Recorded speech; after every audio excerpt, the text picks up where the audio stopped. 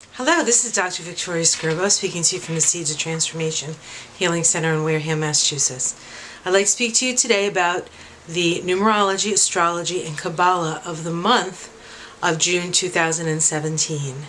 Now, when we look at a month as from a numerological point of view, we take the universal year, which is a 10, and we add it to the month. And the month is, of course, the 6th month. And so when we add those two numbers together, we get a 16 vibration, and then we reduce that down to a 7. So I would connote it as a 16/7 vibration. And so 7 is about understanding self. 7 is an analytical number. It's a very internal number. If you happen to have a 7 in your chart, as one of your major numbers, you can sometimes be seen as a loner. You could be seen as odd and different. And part of the reason for that is because people can't figure you out. And in part, it's because you can't even figure yourself out. And so there is a point of really having to go within, be introspective with that 7, analyze your actions, and kind of see what you come up with. Really, it's about learning about self. Now, the 16/7 vibration is a special 7 vibration. In that, if we look to the tarot deck, we see that this is the card associated with the 16/7. And for some people who are familiar with the tarot, are very familiar with this card. This is the lightning struck tower. And the lightning struck tower is all about sudden illumination. I'm going to read something from a book about this card. The book is the Spiritual Tarot by Pamela Eakins. And it says sudden, and I'll keep this up so you have something to look at besides me. There we go. Sudden illumination is the lightning flash, that brilliant force that descends through you and excites or activates the truth. So 7 really is a number of truth, getting down to the bottom of something. And so that is the energy. But because it's a 16/7 vibration, there is a sense of something coming out of nowhere and blowing everything apart. Now, this card in a card reading generally means a sudden change. And the function of that sudden change is for you to understand who you are, or understand the situation you have put yourself into. These people who are falling from the tower, the top of the tower, are wearing crowns on their heads. They have built this tower. They have worked hard to build this sort of ivory tower kind of thing. And with the lightning coming, and the lightning comes from spirit, comes from source.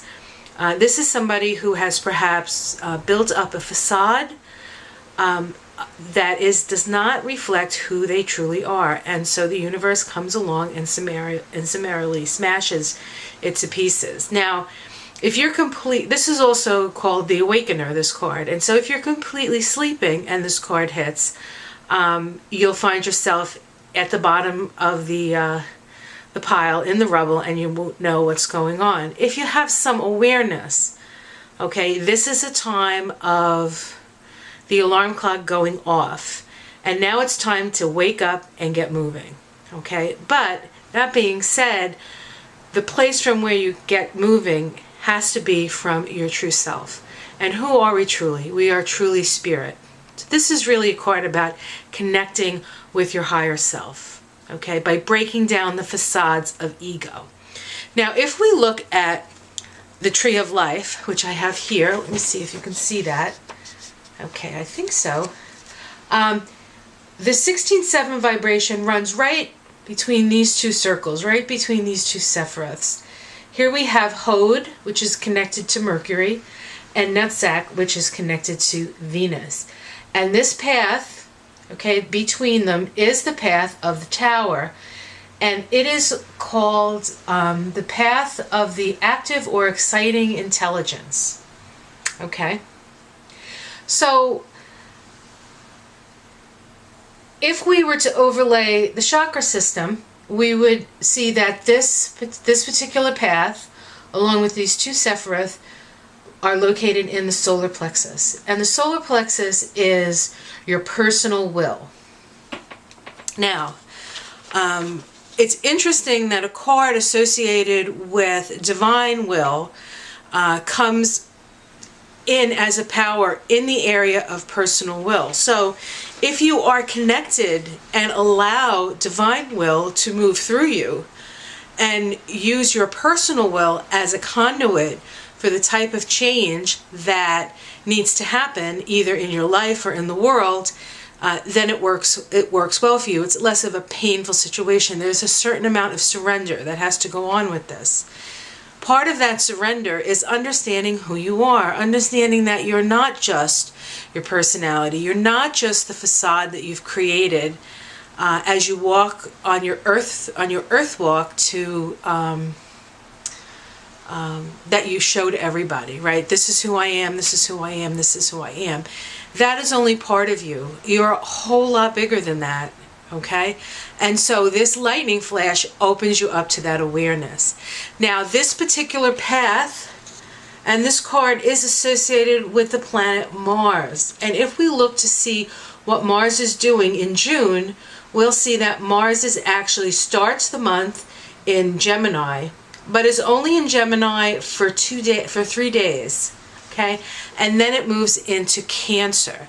Now, Mars in Gemini right now is still within, and this is actually June 1st, so I say now, is in still in an opposition to Saturn. And so our actions have to be very precise, and we will get, if we sort of go off the line, we can get sort of we can get our wrists slapped because Saturn is the rule maker. So we sort of have to go by the rules, okay?